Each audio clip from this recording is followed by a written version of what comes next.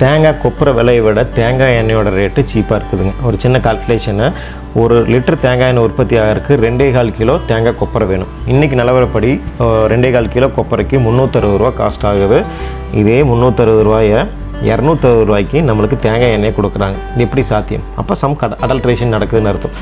இந்த அடல்ட்ரேஷன் பண்ணுறவங்களை விடுங்க, நல்லா இருந்துட்டு போட்டும். பட் இந்த அடல்ட்ரேஷன் பண்ணுறவங்களுக்கு உந்துதலாக இருக்காங்க பார்த்தீங்களா, கன்சியூமரோட மைண்ட் செட். அங்கே தான் பிரச்சனையே ஆரம்பிக்குது.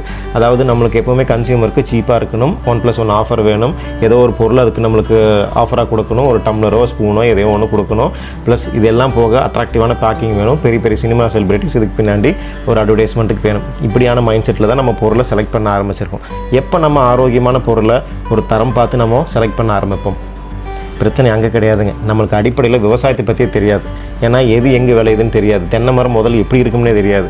நெல் எப்படி விளையுது, பால் எங்கேருந்து வருது, ஒரு ப்ராசஸ் எப்படி நடக்குது, இத்தனை கிலோ கொப்பரை போட்டால் இத்தனை லிட்டர் ஆயில் வரும், கம்பேரிசன் எதுவுமே தெரியாமல் ஒரு சமுதாயம் இன்றைக்கி வளர்ந்துட்டு இருக்குது.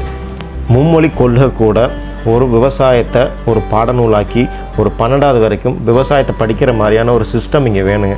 ஏன்னா நம்ம என்ன தான் விஞ்ஞான வளர்ச்சியில் வளர்ந்தாலும் அடிப்படையில் அஸ்திவாரம்னு சொல்கிறது நம்மளோட ஆரோக்கியம். அந்த ஆரோக்கியம் விவசாயத்திலேருந்து தான் உருவாகுது.